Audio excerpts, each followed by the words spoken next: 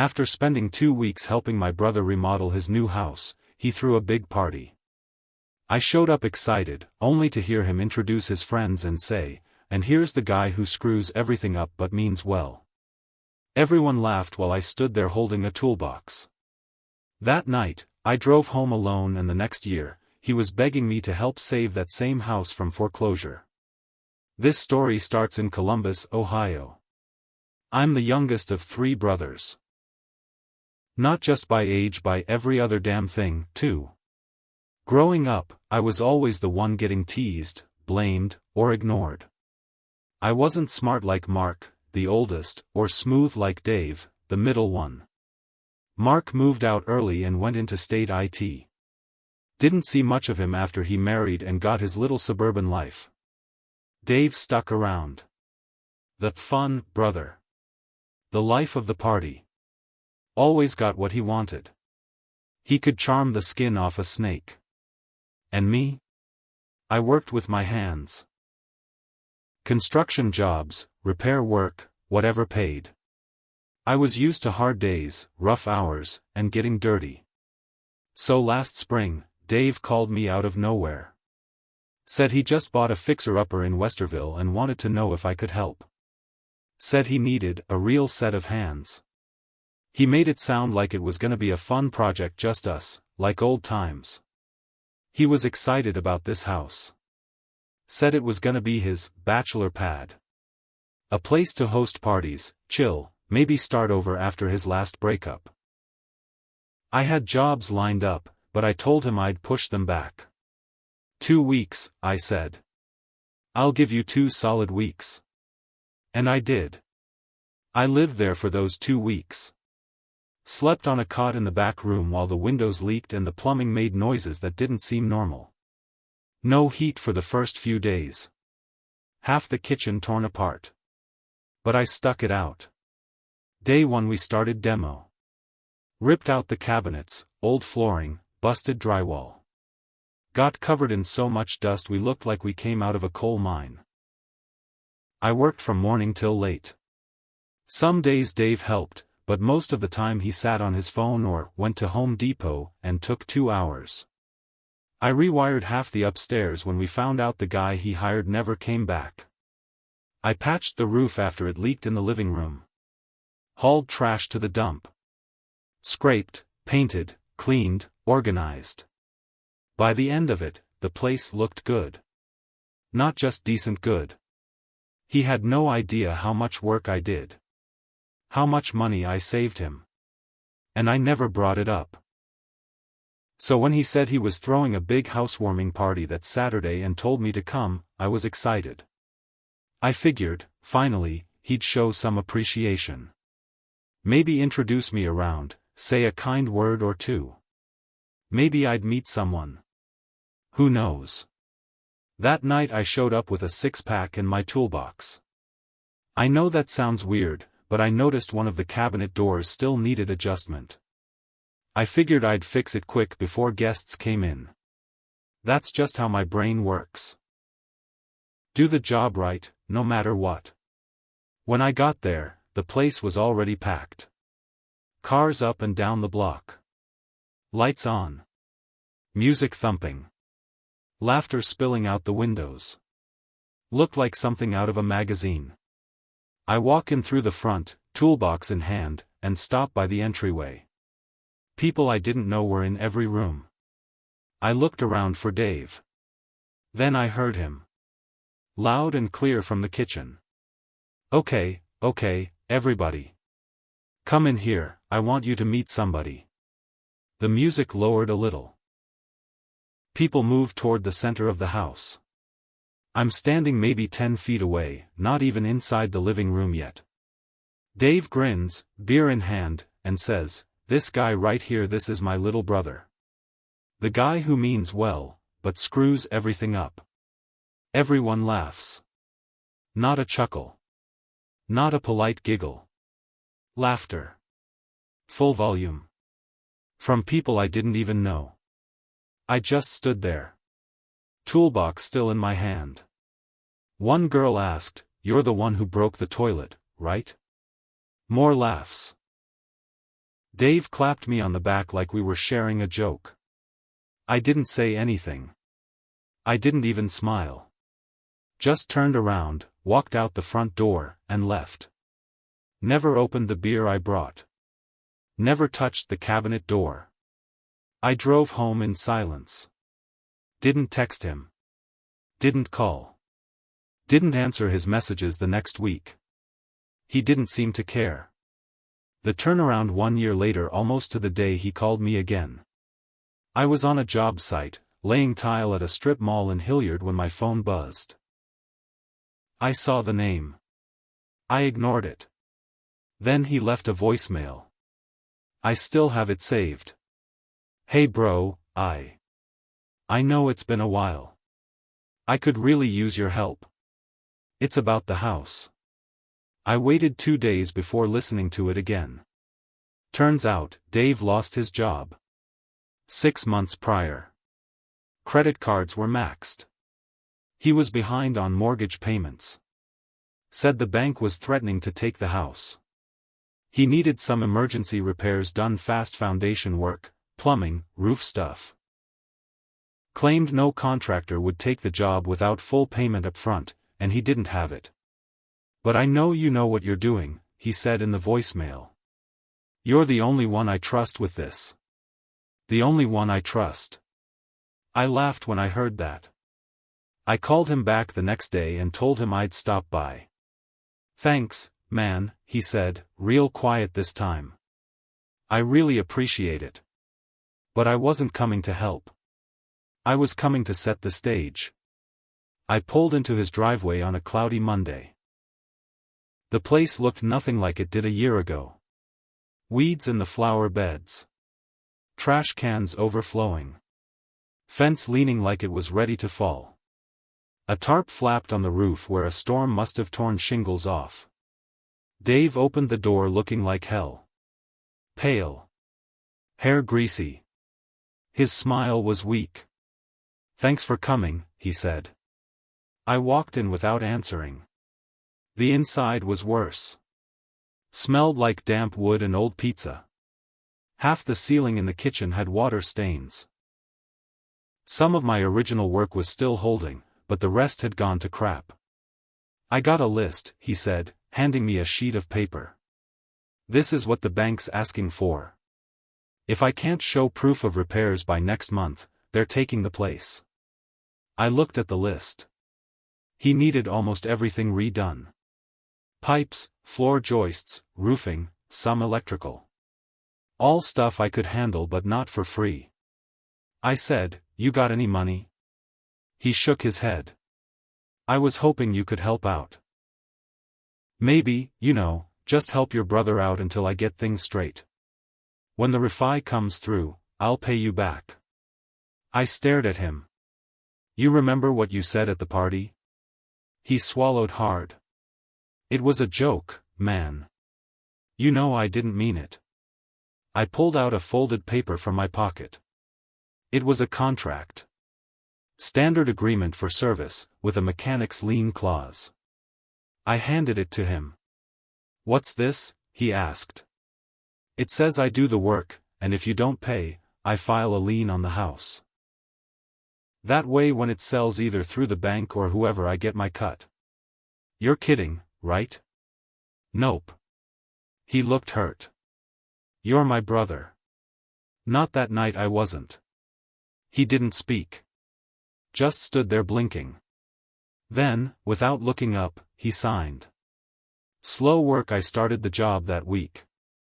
But I didn't rush. I showed up late some days. Others, I said I needed to wait on parts, or blamed weather. Sometimes I'd sit in my truck out front just drinking coffee, letting the clock tick. Every day, Dave looked more nervous. More angry. But he couldn't say anything. He needed me. One day, while I was under the house fixing the joists, I heard him on the phone. He didn't know I could hear. Yeah, I had to call him, he said. No, he's not cheap. Pain in the ass, honestly. But I got no choice. That night, I took my time closing up. Then I went home and filed the lien paperwork. Didn't even wait. The bank comes knocking 2 weeks later. Dave called in a panic. The bank had found out about the lien. They're refusing the refinance until it's cleared, he shouted. You didn't say you were gonna do it now. I told you it was part of the deal. I can't pay you yet. Then I guess the bank's not gonna help you either. You're screwing me over. I paused and said, funny. That's what you said I always do, right? Click. Family drama. The next day, I got a call from Mark, our oldest brother. Jesus, what's going on with you and Dave? He asked. He called me crying. Did he tell you what he did at the party? He said it was a joke. Not to me. Mark sighed. Can't you let it go? I didn't answer. He finally said, you always did take things too personal. That made me laugh. And Dave never took anything seriously. Then things got worse. One night I showed up to check the plumbing and saw police cars outside. Turns out Dave had gotten into it with some neighbors. Screaming match over noise or trash or something dumb. Cops had to calm him down. That was the first real sign that he was slipping. But I wasn't done yet. The lies start coming out. A few days after the cop incident, I stopped by the house again. Dave was on the porch smoking, something he used to hate. I thought you quit, I said, nodding to the cigarette. He didn't answer, just looked at me like he hated my face. Inside, things were worse. There was a leak in the bathroom I hadn't touched. I asked him about it. He muttered something about old plumbing, but the pipe was clearly new. I crouched down to inspect it. The seal was sloppy, like someone had done it in a rush. Then I noticed something else, some of the work he claimed I needed to fix. It had already been patched. Poorly. But not by me. Who else did you have in here? He looked up fast. What? This work, it's fresh. You've had someone else doing repairs? He didn't answer right away. Who, Dave? He sighed. A guy I met through a friend. Said he'd do it cheap. I stood up. You told me I was the only one you could trust. He shrugged. I didn't think it mattered. I realized then what was going on. He'd hired someone else. Probably promised him payment the same way he did with me. And when the guy saw how screwed everything was, he bailed. Dave was trying to double dip, use my work to get the bank to approve the refinance, while telling other people they'd get paid when it came through. That's when I started digging. Digging up more than dirt, I looked up the property records. Found out Dave had pulled a personal loan right after buying the house, nearly $40,000.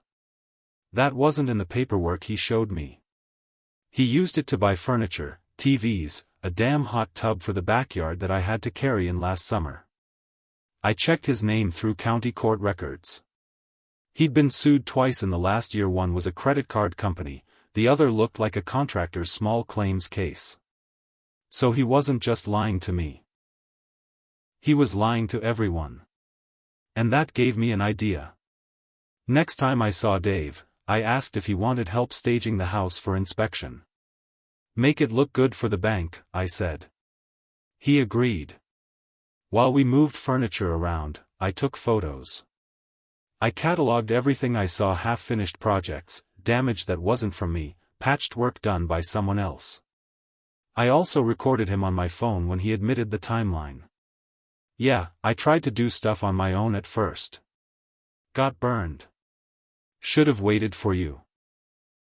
That was all I needed. A week later, I get a call from someone named Cheryl. Said she was a local realtor. She asked about work I'd done on Dave's house. Why? I asked. She hesitated, then said, Dave listed me as a reference for the work when he tried to apply for a rehab-to-rent loan. That's when it hit me: Dave wasn't just trying to save the house. He was trying to flip it. So let me lay it out clearly. He took my free labor, humiliated me, ghosted me for a year, then begged for help when his world fell apart.